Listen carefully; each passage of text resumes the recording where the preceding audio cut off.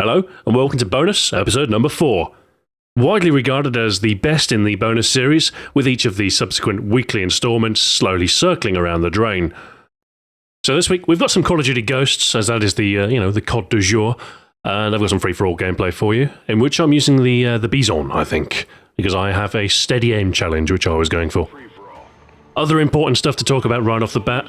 Weapon guides. The scripts are about 95% written. They're really just in the final stages. I've got a few conclusions to write and then I'm done. So hopefully by the launch of the Xbox One, everything will be wrapped up and all nice to go. And once the Xbox One hits, that's when production is going to start. I'm going to hop on pretty much as soon as I can, record some gameplay, split the gameplay, and then I'm going to edit the first of the videos, get it out as soon as I can. Which hopefully will be either the Saturday, if everything goes really well, or maybe Sunday, if, I need to do some of the slides and the graphics yet, so there may be a little bit more work than I anticipate. And I'd hate to release a half-baked video. However, one thing that's different this year, the videos will actually come out much quicker than before. Because I've written all the scripts in advance, because the format is slightly leaner, instead of, 10 minutes, these videos are about 5-6 minutes. But don't worry, because they are still pretty dense videos, and they do contain pretty much everything you need to know about any given gun. Anyway, if you like longer videos, I suppose that's what the bonus videos are for. But yeah, the weapon guides themselves, I'm hoping to get one out every single day, which, that sounds like a tall order, doesn't it? But we'll see, we will see. I might very well have to take a couple of breaks here and there, but I have an intense month ahead of me. So anyway, yes, weapon guides, coming soon, coming quickly, and rumours of my death have been grossly overstated. Let's get on with the questions. Aidan Green asks, Stu, will you be getting the Steam box? Well, unless I'm one of the beta testers, it's unlikely. I mean, let's face it, a Steam box is just a PC, and I already have a PC, which is adequate for gaming. It's not the best. I might get a new graphics card at some point in the new year, maybe once the 800 series come out for Nvidia, but no plans to buy a separate Steam box or anything like that. There's just, as long as I've got a gaming PC, there's not really any need. Now, if money were no object, I might, it would be nice if I had a recording/editing PC and a gaming PC. It would be nice, because then I could have the gaming PC set up with a nice comfortable chair and a wireless keyboard and all the rest of it. But as it stands, I've got a one PC configuration and no plans to augment with another one. As to the overall concept of the Steam box and Valve's efforts in terms of, bringing PC gaming into kind of a central position in the home, I commend Valve for attempting to do this, but I do have some reservations about how successful their efforts might be. I'm thinking, if you want to get a commoditized bit of hardware that sits sort of center console next to the TV, then there's already quite a few sort of competitors within that space, and they're called consoles. So I know Valve are a big company, but I don't think they're quite big enough to take on Microsoft and Sony in the console space. I think to realistically compete, they're going to have to offer something pretty substantial, whether it's subsidized hardware or some killer exclusive. I mean, Half-Life 3, I think, would probably shift some Steam boxes. But of course they can't do that because there'd be huge backlash from the PC community. So, I don't know, I can't see the actual Steam hardware taking off. It's nice that it'll be on offer, but as far as overall sales are concerned, I don't think it'll be a big hit. As for the controller concept, it's interesting, I'll give them that much, but I'm not entirely sold on it yet. Maybe it's going to be the next paradigm in controller technology, or maybe it'll just be one of those weird things in the long history of failed input devices. Who knows? Anyway, I'm not trying to be negative, I am cautiously optimistic about the whole Steambox concept, and Valve, probably one of my favourite publishers, and of course, Half-Life is one of my long-time loves in gaming. All hail Gabe N, but yeah, cautiously optimistic, I'd say. BitBit says, Ahoy, Mr. Brown, a question about the thumbnails. When you run out of bright, nice colours, are you just going to use them again, or will you use dark colours? I love the bright colours, reminds me of different fruits. I have 5 colours picked out, and I've used 4 of those 5 so far. As for what happens when I run out, I'm not actually sure yet. I was thinking maybe I could incorporate stripes into the design to differentiate, or I could just loop round. I don't know, you'll find out in episode 6, I suppose. Artie the Jackal asks, Stu, how do you feel about that lack of tracks and cars in Forza Motorsport 5? Now, Forza probably has to be one of my most anticipated next-gen titles. It's probably one of the only exclusives that I actually care about. As far as I'm concerned, most of the launch games are underwhelming last-gen ports. Whereas Forza, because they're a Microsoft studio, you know, they've probably had more time with the actual Xbox One hardware, and while it won't be anywhere near as mature as Forza 6 will probably be, it's still going to be something new, something fresh, and, well, you know, I'm excited. I am actually genuinely excited for Forza. I love Forza games. But there are some concerns over the quantity of content in the game, which kind of leads you to believe that maybe things are a little bit rushed.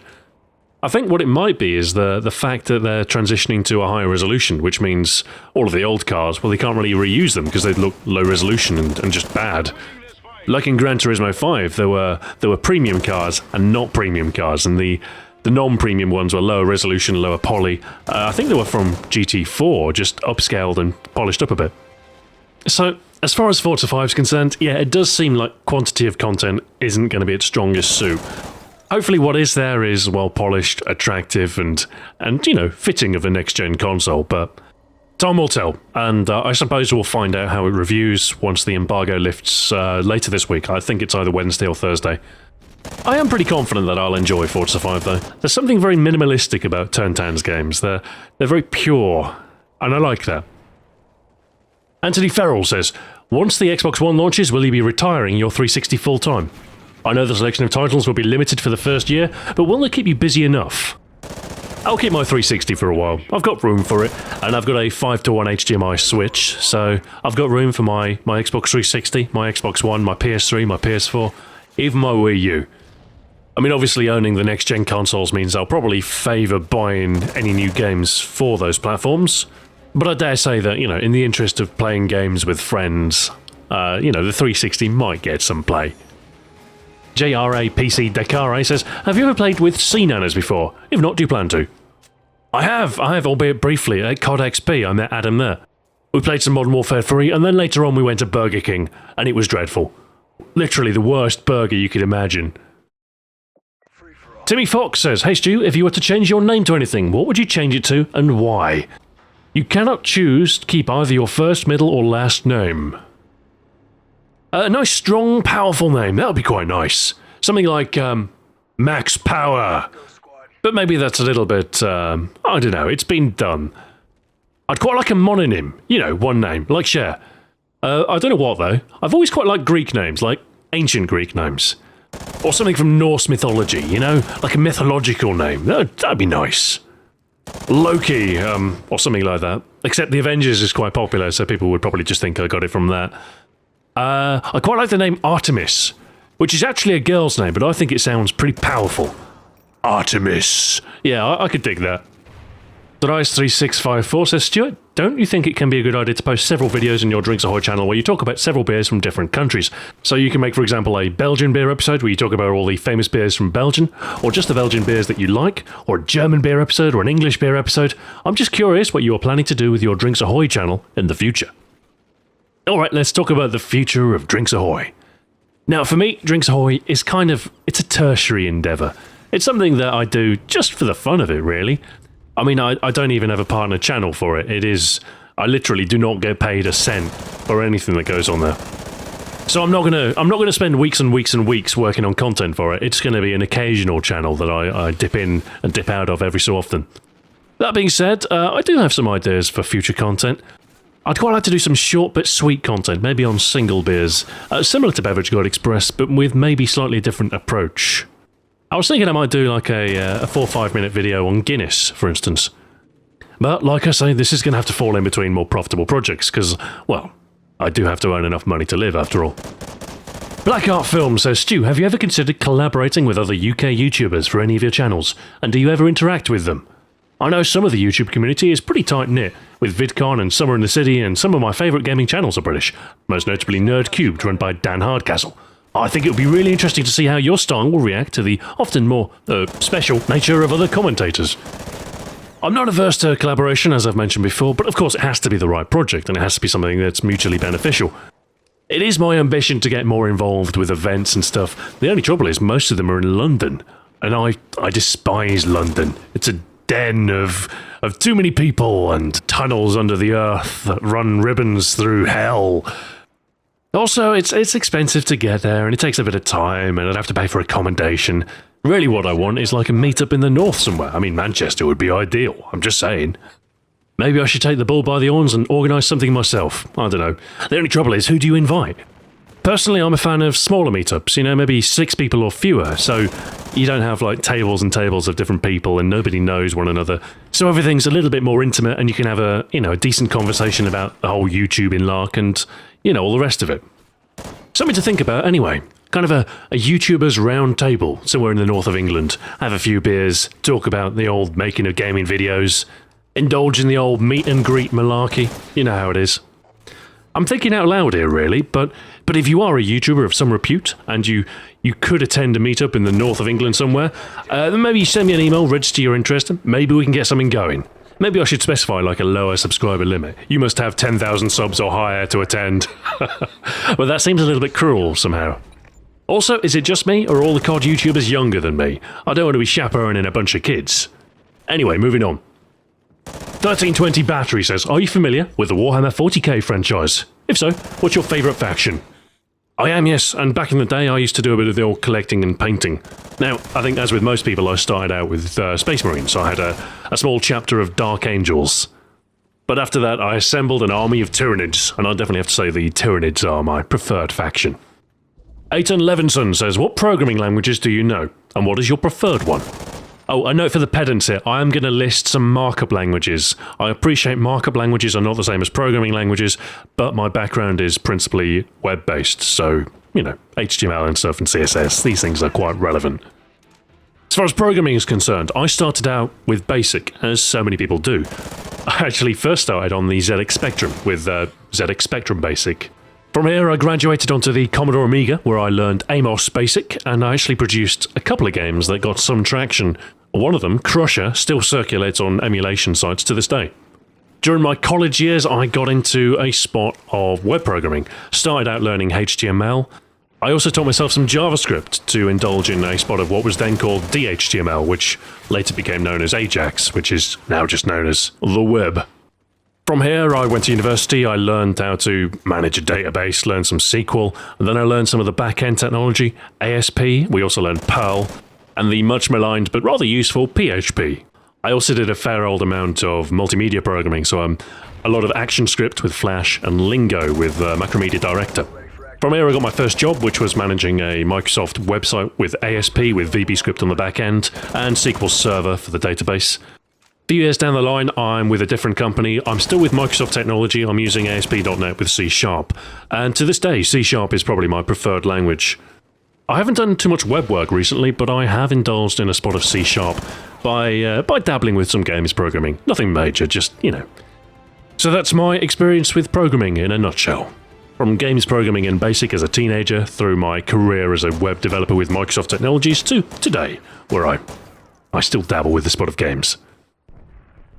Aidan Green says, Stu, what do you think of the idea of guns in DLC? I'm not hugely averse to them, but they do mess up my video schedule somewhat. It does appear as though they plan to add more guns with DLC to Call of Duty Ghosts.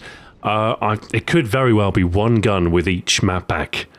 This is all based on rumour and hearsay, but I guess we'll find out when the first DLC drops. Dover Douche says, infinite beef jerky whenever you want it, or the ability to fly. I would take the infinite beef jerky. Words cannot express how much I love beef jerky. And of course, I could always sell beef jerky in exchange for airline tickets, giving me the ability to fly wherever I please.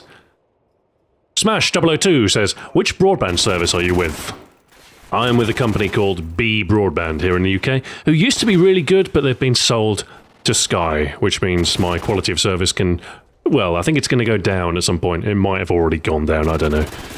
I have their Pro package, which gives me unlimited ADSL with about 20 meg down and about 2 meg up, which is pretty unspectacular on the upload front, but I appreciate it's better than what some people have. I'm hoping to transition to fibre broadband at some point. BT Infinity are rolling out at my exchange at some point in the next couple of months. I think that'll give me about 60 meg down and 20 meg up, which is hugely appealing for the ability to upload videos 10 times faster, it really is. On the plus side, I'm actually fairly close to my exchange, which means I do get really good pings generally. Tal Kornfeld asks, "Hi Stu, what is your opinion on Justin Bieber in the light of the recent incidents?" I actually don't have an opinion on Justin Bieber, believe it or not. I'm not really in his demographic. If it wasn't for Reddit, I probably wouldn't know who he was. But no, every time he does something, apparently Reddit, a community which prides itself on being oh so mature, dredges his stuff up and likes to say, "Oh, look at Justin Bieber! Look at Justin Bieber! Look at what he's doing now!" I don't care what he's doing now. I didn't even know who he was until you brought him up. I do know he was caught with a prostitute somewhere in, was it South America somewhere? I forget. More power to him, I say, although he does have a very punchable face. The Germans have a word for that, you know. There it is. Let's try the pronunciation of this one. Backpfeifengesicht. Madden 10 asks, "Stu, do you play League of Legends? As one of the most played video games in the world, and you yourself being a PC gamer, it wouldn't surprise me if you play LOL." I do not. Not a big fan of MOBAs, simply put. I've tried Dota 2, didn't much care for it. Too slow. As far as I can tell, you basically just, you click on things for an hour, and then you find out that you've lost because your teammates were feeding. That seems to be MOBAs in a nutshell to me. Mr. Rightsub says, "I've heard a couple of the more old-school YouTubers say that Ghosts feels fairly close to COD 4. Any truth to this?" Kind of. It's never going to be the same as COD 4 again. But everything is quite gun-focused, I will say that much. They have taken the focus off aerial kill streaks. I mean, there are occasional helicopters, but if you play Modern Warfare 3, there are hundreds of helicopters every single game. This one, you might see a helicopter every few games. So that's nice, the fact that there's more gun focus. Time to kill is probably the defining characteristic of Ghosts, and the fact that it's brutally fast. It really is a brutal game. And this is something that cuts both ways, because of course it means it's easier to kill, but it's much easier to die. And it kind of, on the one hand, it does mean that you can get reliable kills. On the other hand, it does mean sometimes campers do have the upper hand.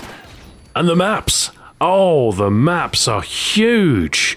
Huge sightlines, which, well, it can be quite annoying sometimes, like using the shotguns. The shotguns kill reliably. But if it isn't a pain trying to get close. So I don't know, it's not exactly a carbon copy of COD 4, like I say. But it is what it is, and all of the Call of Duties haven't really drifted too far from the COD 4 formula, have they? If you ask me, the dogs are overpowered in free-for-all. Nothing worse than shooting a guy, then turning around, oh, there's a dog. Gordon Craig says, "I noticed that you have had that Iron Brew profile pic for a while. Are you a fan of it? As I'm from Glasgow, I'm a bit biased, but I personally love it." I do enjoy the brew, yes. There was a promotion, I think just in the UK, where you can get an Iron Brew profile picture and all the rest of it. And I'm quite a fan of the orange stuff, so I've been rocking it for a little while. I have a taste for a few of the things that Scotland has to offer. Least of all, you know, fried food. I'm a fan of most of Bar's offering. In my eyes, they do the best limeade out there. And red cola's not too bad either. I don't mind me a bridie either, or a Scotch pie. And I do rather enjoy a slice or two of lawn sausage. Jeff Sand says, "Stu, will you play Bioshock Infinite Burial at Sea?" I already have, in fact. Yes, I was quite excited about this DLC, but, well, it's a day late and $1 short. I mean, it was nice to return to the depths of Rapture, but, I mean, just for a couple of hours of gameplay, and the fact that it's part one of presumably, well, probably 2 parts, I'd say, but the fact that it feels like it's been cut in half, and you're still paying, what is it, 11 quid for it? $15? I mean, it's good, and it is more Bioshock, but it's not worth the price of admission. That's the bottom line. So yeah, I've already played it. I managed to fit it in amongst script writing. No videos on it, unfortunately. Once I'm clear of the Ghosts video guides, I might do a couple more Xbox Ahoy plays on this channel. With the new recording software I've got, it's actually really easy to do it for PC games. All I have to do is hit record and then play, and then I can sort out the volume levels later, as it's all on 2 separate channels. So I might very well make a weekly series of it. You never know. We'll see how it goes. Polo Cocos says, "Stu, when is the Gore video coming out?" The Gore video is on hold. Impossible for me to tell you when it is going to come out. The thing about the Gore video, right? I've recorded a whole bunch of games. I've done a whole bunch of research, and I even tried some titling. But I arrived at the point where I kind of thought to myself, this isn't going to be the best video possible. I don't really have a strong idea or a point behind it. I love the subtitle, Blood, Guts and Video Games. I really do. But there's just nothing there. I was thinking, What I might do is I might retool it for the brief history of format. I might do a brief history of gore, because I think that's got a stronger point to it. And I really enjoy doing the brief history of video games video, because I thought that was it's a good video. I thought it was a good video. Didn't get that many views, but I enjoyed doing it, and that's sometimes the most important thing. The governor says, cat update, stat. They're all fine. Bill's fine. Ted's fine. Henrietta's fine. She settled in well. In case you're wondering, this is what they look like. This is Henrietta. She's a chocolate short hair. She's very timid. This is Bill. He lives on his little perch made out of wooden boxes, and he goes missing for hours. I think he's got another family. And this is Ted. The best looking of them, but also the most dim. Thank you very much for watching. Leave your questions down below for the next episode. And until then, farewell.